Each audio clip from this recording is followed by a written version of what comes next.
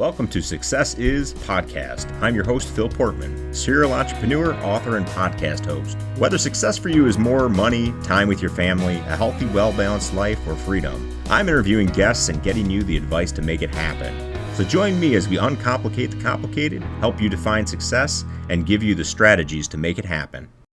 Hi, and thank you for joining us on the Success Is Podcast. I'm your host, Phil Portman. Joining me today is Sheryl Lynn. Sheryl is a successful entrepreneur, life coach, the visionary of the Chair of Joy experience, and founder of Joyely. Thank you for joining us today, Sheryl. Oh my gosh, I couldn't be more pleased to be here. Thanks for having me, Philip. Yeah, so what does success mean to you? Oh boy, I've been thinking about this. I somehow knew you were going to ask me that. So I don't know if I have the typical answer, but this is what it means to me. I think that success is not things or places or what we've done, but what you have, how you have been able to allow yourself to feel on a daily basis. So every day, all day long, if 90 or 80% of your day is about feeling good or better than what you were a couple minutes before that, then you've arrived. So that has a lot to do with things around confidence, around your routine, around nutrition, around exercise, around your goals and your passions and your noble aim and all of those things. So at the end of the day, it's, do you have a way to feel good about who you are and what you're doing? That's what success means to me, because it's taken me a lifetime to figure that out and conquer it. And I am here to live and talk about it today with you.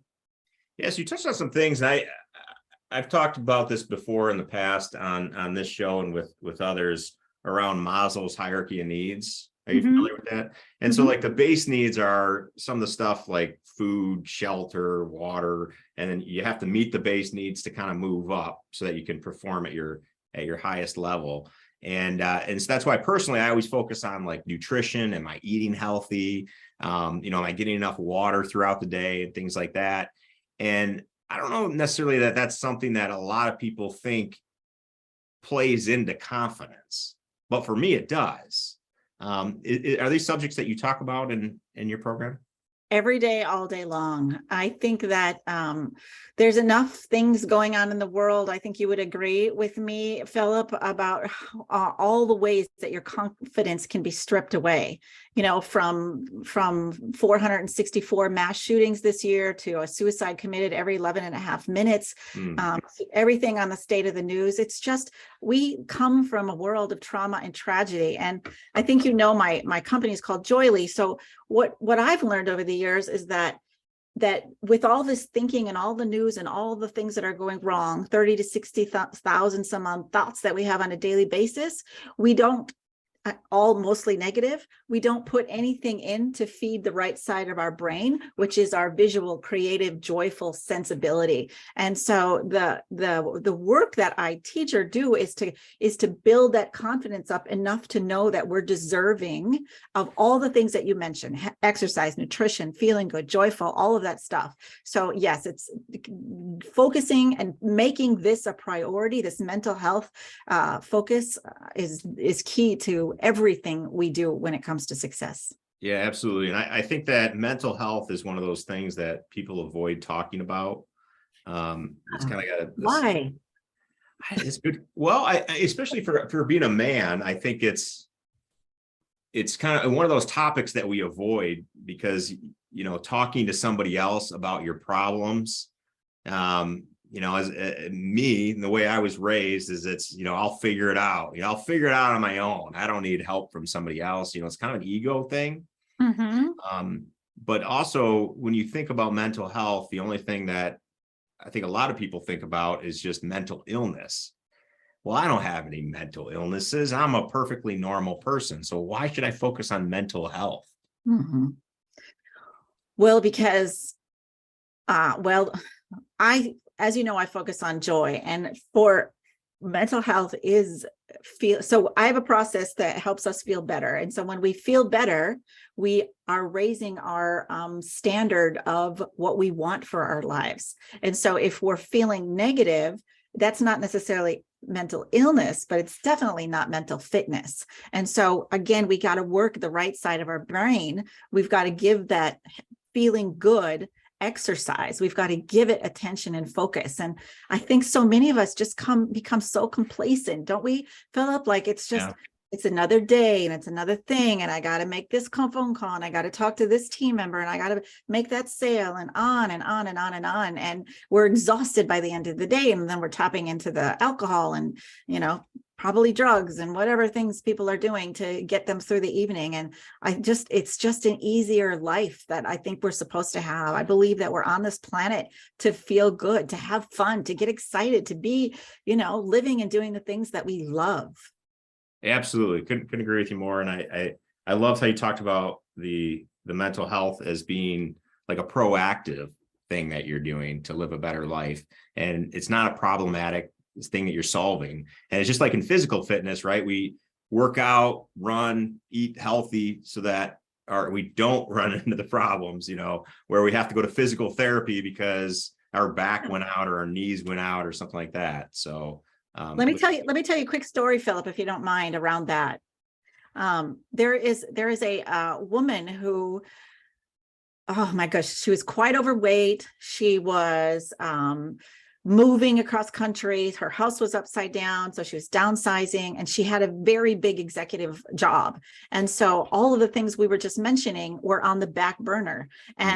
And I can finish the story later about how we helped her. But at the end of the day, when she started paying attention to the things that matter and feeling good and mental health, she was able to, when it's like a light bulb that went off, she was able to create a $7 million deal. And so this is how we help people get to the things that matter, is by paying attention to what feels good and what's important to get to the results that we're after. That's great. So let's talk about your company, Joyely. Can you explain to us the iconic E in the word Joyely? Have you heard of Nike?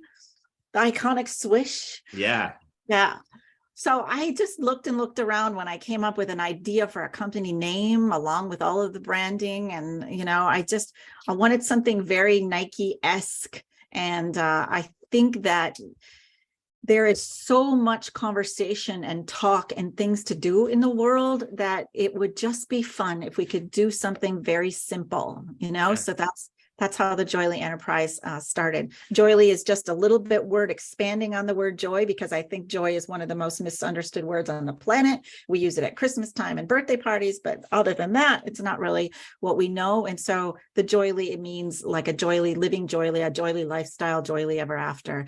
And yes, eventually I think the E will stand alone. No, I love it. I love I love hearing about the icons where people come up with branding. I get asked it a lot, and sometimes it's just my wife draws something on a napkin for me, and then it evolves into something else. And so it's always interesting to hear the stories. Yeah, good question. Can you explain what the Chair of Joy is and how you created it? Yes, I sure can.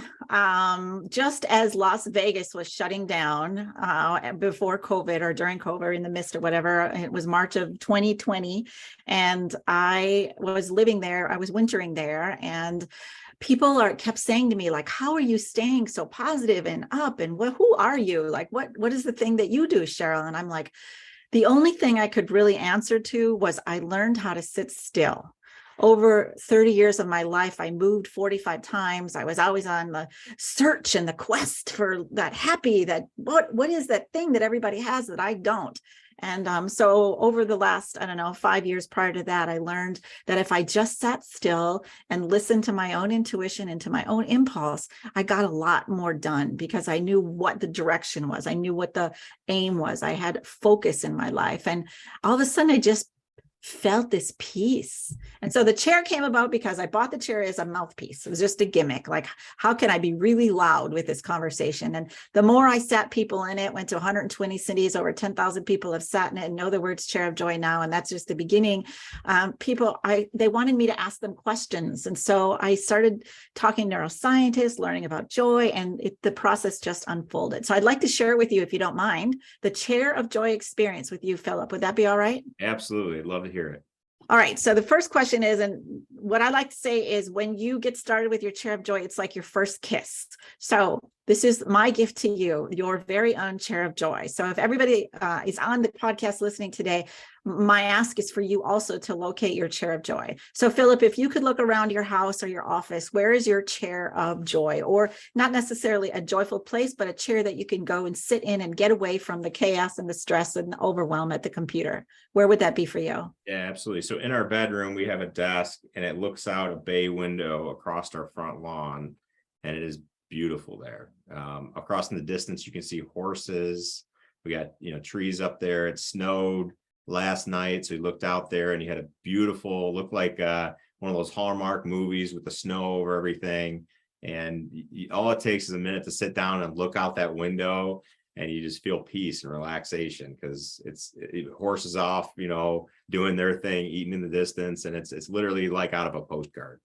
I can feel the Clydesdale effect, right? I know you're in Michigan, so I completely understand what you're talking about. That's beautiful. And I'm a woodsy hometown girl as well. So I appreciate that chair of joy that you picked. So perfect. Did you say it was a couch or a desk chair? Did you say a desk chair? Yeah, it's a desk chair. It's that's in front of a desk. We have a bay window in our bedroom, and Right. so you sit in it. My wife is an author, so she likes to write at it. Okay. Because she pulls her inspiration from behind it. But if I'm sitting in that chair looking out there, it's a chance for me to just relax and feel at peace. So perfect. So the idea is, if you don't mind, for just 60 seconds, that we have a tagline that says "Feel better now." That's the name of my book. So literally in 60 seconds, what we do is help people feel better. So everyone listening, plus you, if you don't mind closing your eyes for just 60 seconds, I'll take you through the chair of joy experience. So number one is I asked you where your chair of joy was. Number two is I want you to sit in your chair of joy. So as your eyes are closed, feel yourself moving to that chair of joy and just settling in and embracing the outside, or the horses, as Philip has mentioned, that are out for his chair of joy view, and just settle into the sights and the sounds. As their kids playing, whatever it is, it's perfect. And then the third step is to take a deep breath. So just take a deep breath with me. And I want you to kind of just drop your shoulders and tap your feet on the floor and just get really present with the fact that we are taking just 60 seconds for you. So one more deep breath.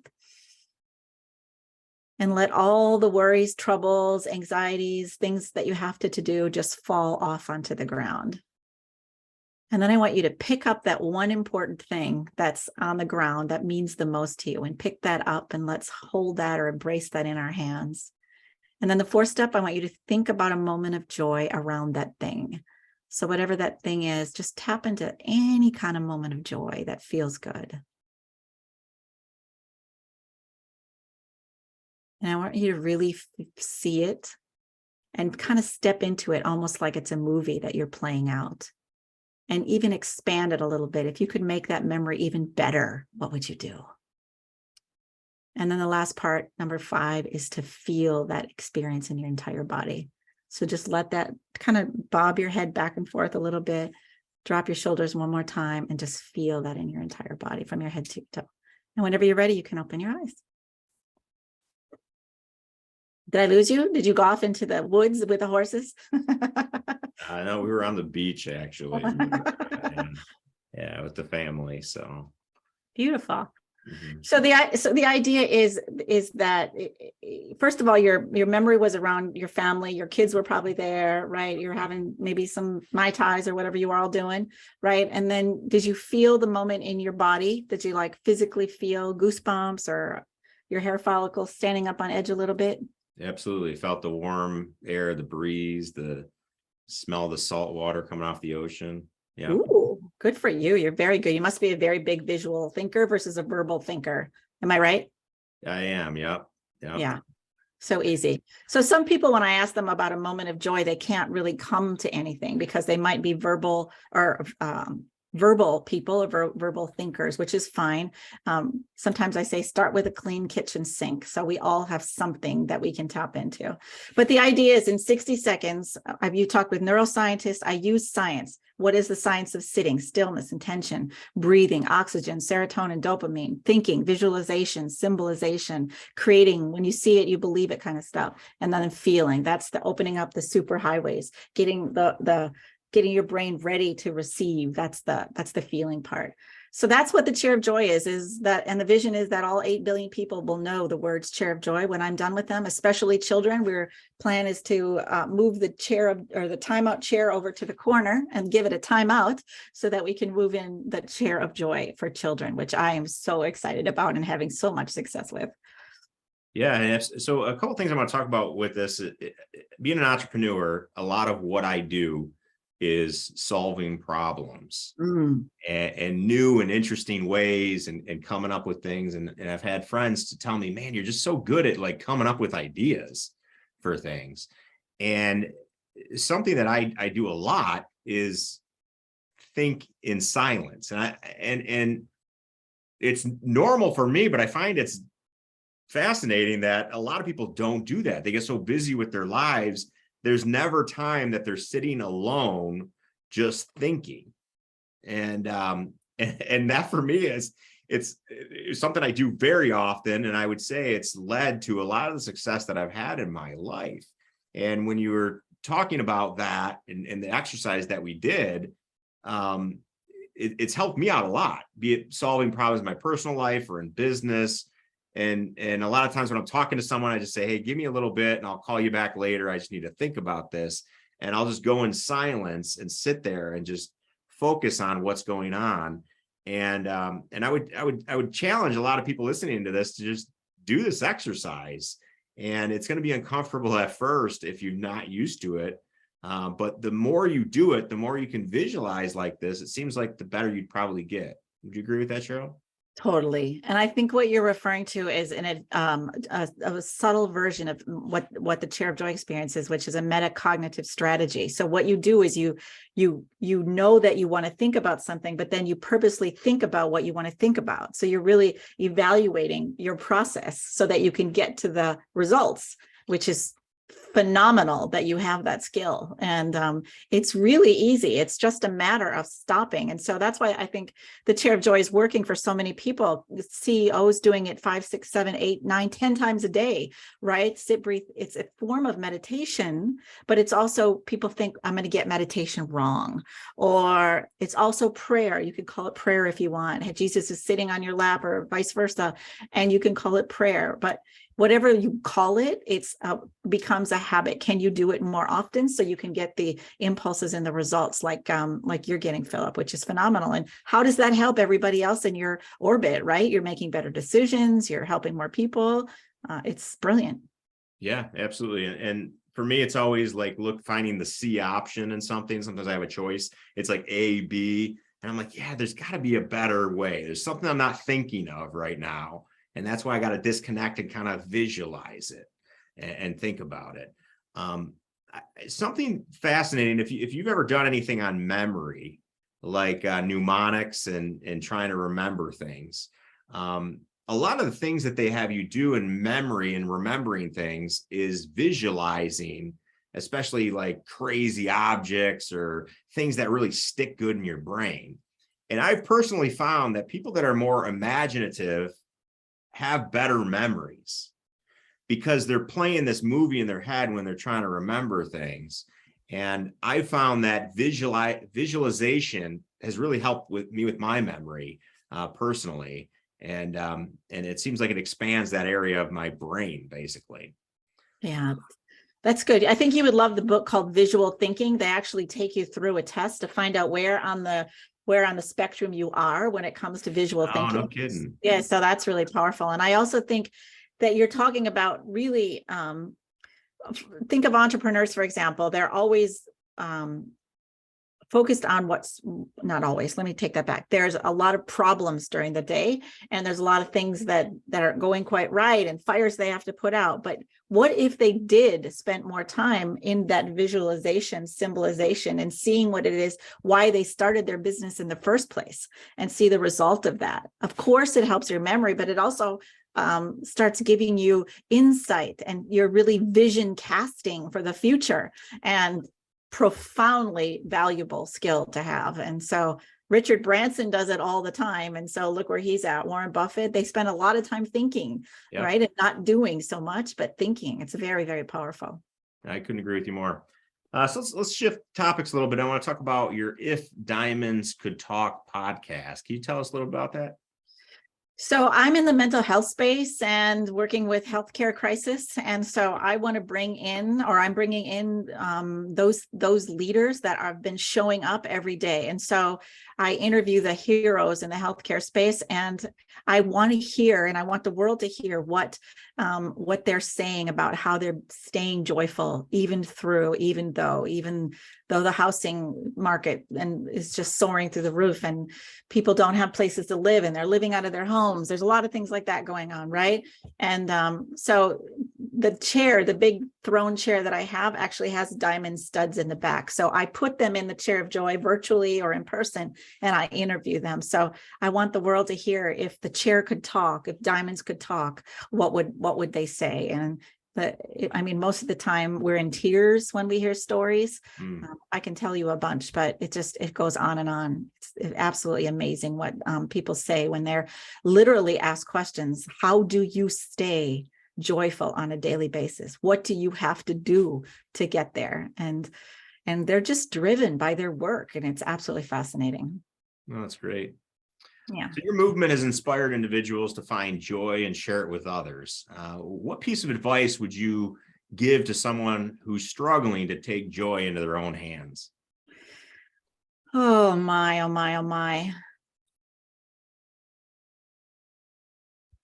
What I want to say is, I said at the beginning, is that I was after joy for 30 years, and I was so unhealthy. I was 50 pounds overweight. I was lost and depressed and confused. And what we have to get to is that A, we deserve joy, and 3, it's our God-given right to have joy. We yearn for it. It's the thing that we're after most important. So I'm asking everyone on the planet to please prioritize it. Like, we've got to feed our right side of our brain. All those negative thoughts aren't helping us. And there's absolutely no one on the planet that can help you develop that joy. It has to come from within. We have to sit, breathe, think, and feel your way into feeling better so you can have more joy. And it has to become a habit.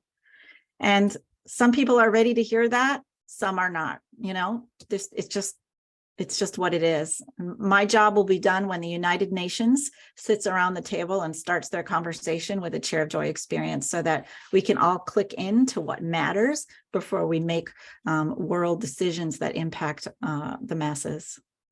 That's awesome. Sheryl, Lynn, for everyone listening, how do they follow you? How do they keep in touch with what you got going on? Joyely, we said it at the top of the hour. My really cool company, it's right there behind me, Joyely, and .com, and all of my information is on there. And I'm happy to talk to anybody, take them through the Chair of Joy experience, get this into hospitals and rehab centers and insurance companies and those kind of things. So that's our work right now. Well, thank you so much for your time today. And I'd like to thank our audience for listening again to the Success Is podcast. Well, thank you guys for watching today. Be sure to like and subscribe for more future episodes of Success Is podcast. If you have any suggestions, please comment below. Look forward to seeing you next time.